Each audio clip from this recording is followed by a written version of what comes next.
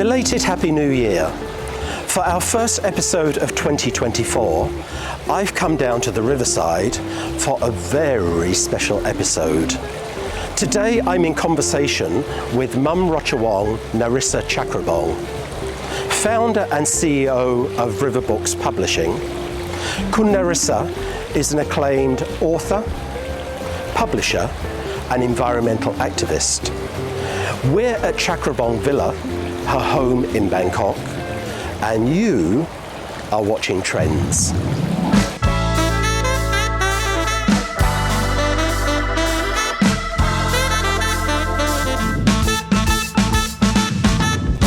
Khun Narisa, can you tell us about River Books Publishing?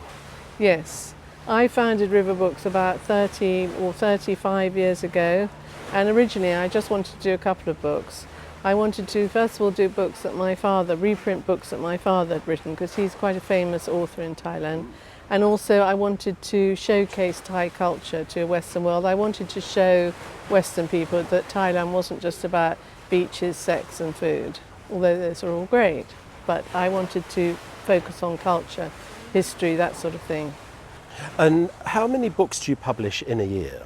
Probably about 10. So I mean, I was looking at my bookshelf the other day. I've done so many books, some I've even forgotten, but all aspects, some novels, some history, some art books, a lot actually. So 10 a year, and then reprints, of course. And do you work with regular authors, a group, a chapter of authors? There's certain authors I've done quite a few books with, such as Phil Cornwall Smith, who I'm sure you know. Very Thai, very Bangkok, and very Thai's been reprinted maybe 5 times, and very Bangkok's just about to be reprinted. And then someone like Dawn Rooney's done a lot of books on Thai culture, and Veerapon Nitiprabha done 2 of her novels in English. So quite a few people that I go back to, yes. What's your favourite read of all time? Well, actually, my father's book, I'm very fond of that, Gert Wang Barud, which means born in Puriskawan Palace, because I didn't really know him. And through reading the book, I felt that I got to know him. And then I suppose English books, I just adore Pride and Prejudice. That's my kind of go-to. If I'm feeling a bit depressed, I'll go and read some of the scenes, when Elizabeth goes up to Derbyshire and meets Mr. Darcy. And I love that book. I love Jane Austen. I think she's so wry, and the more you read her, really, the more you get her kind of wit and her irony and all that sort of thing. Coming here and arriving at the fabulous Chakrabong Villa, next to the entrance is the River Books shop that you have in Bangkok. Is that your one and only? Yes, it is. I mean, in the past we used to have a shop at the National Museum, but they run it themselves now.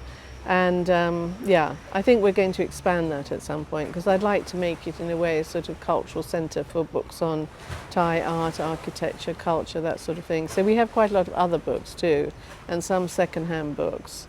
But it's great having the shop there. I thought you had a presence in London. Oh yes, you're right. Well remembered, yes. I have Lana in London. And I sell some Thai things like Thai scarves, Thai silk scarves, some Thai silver jewellery, and also the whole range of River Books.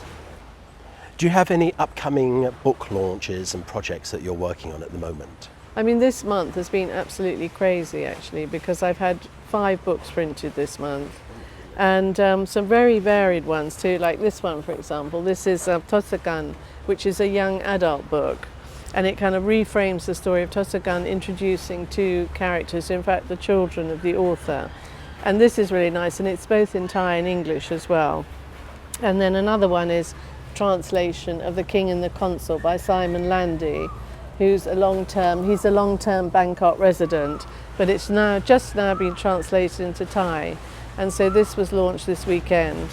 And then this book is a project that we've been working on for ages, Suraja Samnak, which is a translation of John Crawford's account of his trip to Siam in 1820. Oh, fantastic. It is fantastic. And this was the translation very, very difficult, because you can imagine sort of early Victorian English, lots of double negatives and lots of descriptions. It was very hard work, but the author's done a fantastic job. And then I'm always reprinting my father's book. So this one actually, you'll like this, David, because it a lot of the action in this one, I know this is not really for English readers, but a lot of the action takes place in Cornwall. Oh, really? Because he was in the Home Guard, yes, in the Second World War.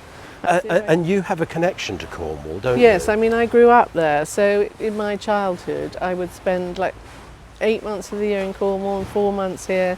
I had to do double schooling. I went to school in Wadebridge, but also school here in Jitladadi in the palace. Oh my goodness, that's an interesting childhood. I don't think they'd allow it nowadays. It was in 2 languages, you know, and I had to do exams in Thai and then also in English as well. But actually, you see, it's for my work, it stood me in very good stead because we publish both in English and Thai. You cross the continents basically. Yes, you've got the yes. Asia, Thailand, Yes. and then you've also got Europe with the UK.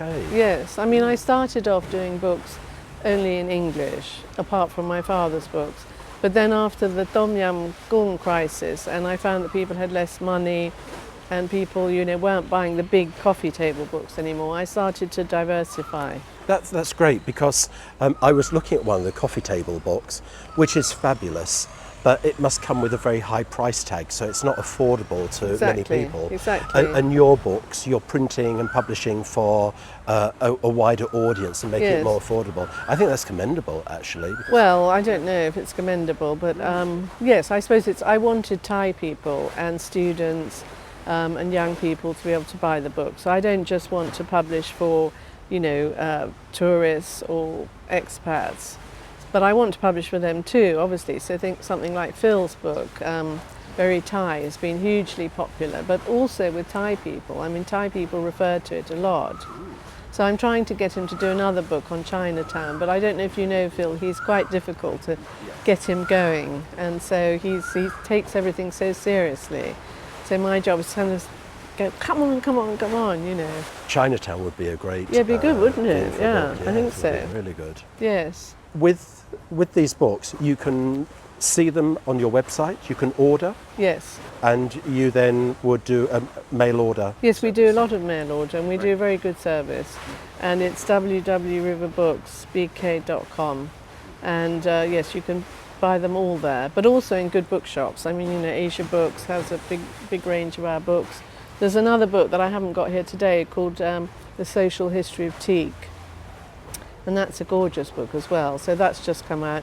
And then at this very moment... Is that a very visual book? Very visual. It's lovely. It covers Burma, Thailand and India primarily. And which language is that in? That's in English. Yes. And it's this former husband and wife team who... She writes oral histories, Virginia Henderson, and then Tim is a fantastic photographer. So he spent years, you know, collecting the photographs, taking the photographs, going to India, going to Burma, being in Thailand. So that's a lovely book. And then another book I'm just printing at the moment is called Malay Gold and Silver, which is an incredibly lavish book.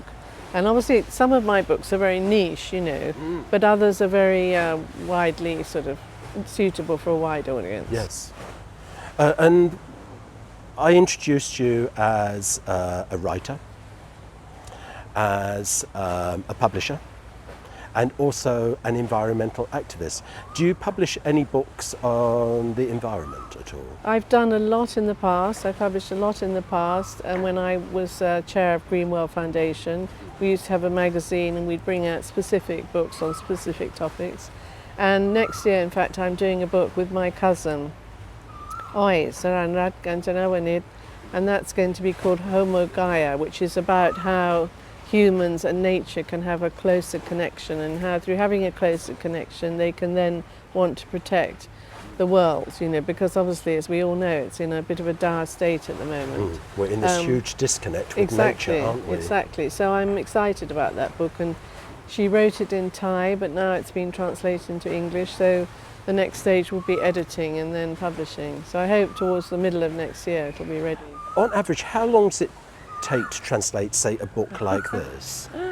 It can't be done in a week, obviously. No, it's a very detailed process because the languages are so different. You can't directly translate Thai to English. If you put it into Google, you get a load of Can you hear garbage this bird? It's the Gawao bird, yes. We're just in a fabulous setting here because we're down by the riverside. We're serenaded by the riverboats and also the bird. This one took quite a long time because the translation was so difficult, and Khun Suthisak, who did the translation. He's very particular, so that took a long time. This one, Khun Supatra, she's very quick. So she did this one very quickly, and she loves this book.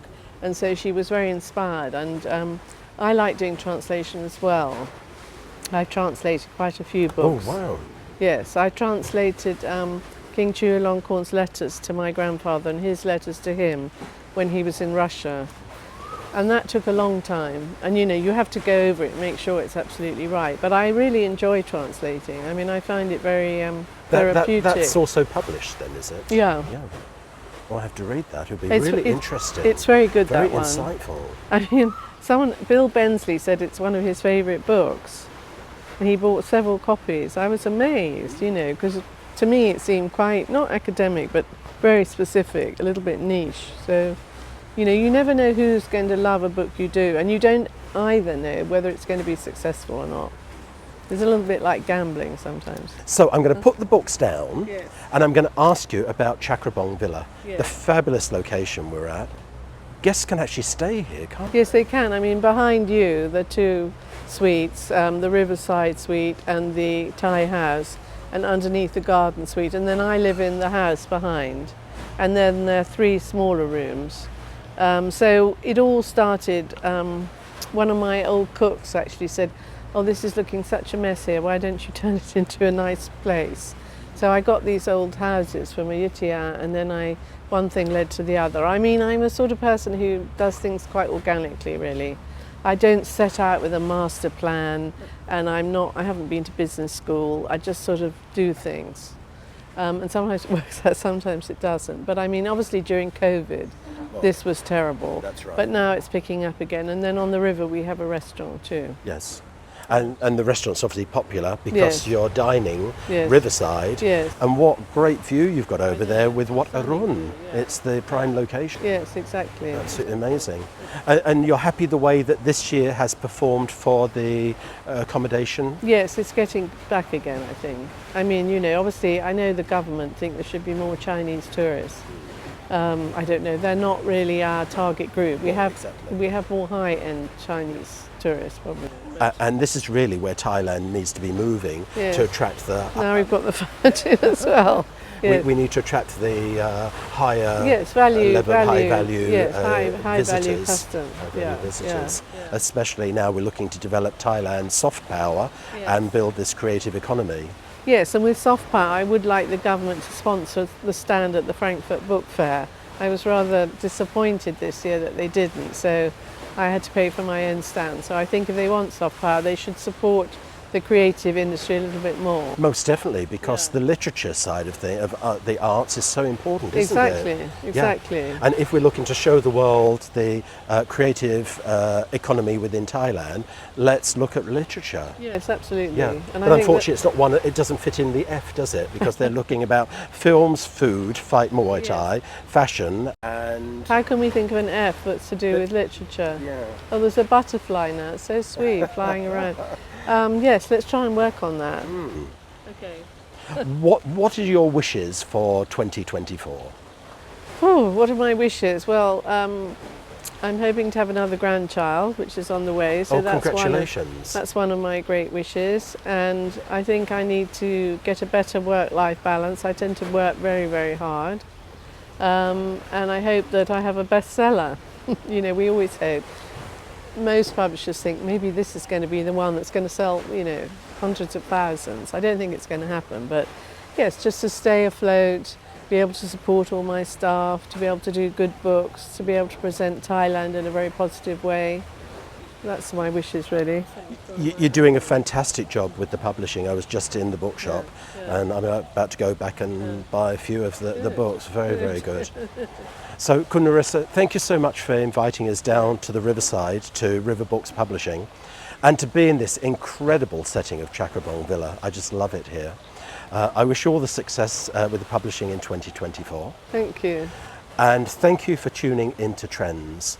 If you like this episode, please like and subscribe, and see you next week.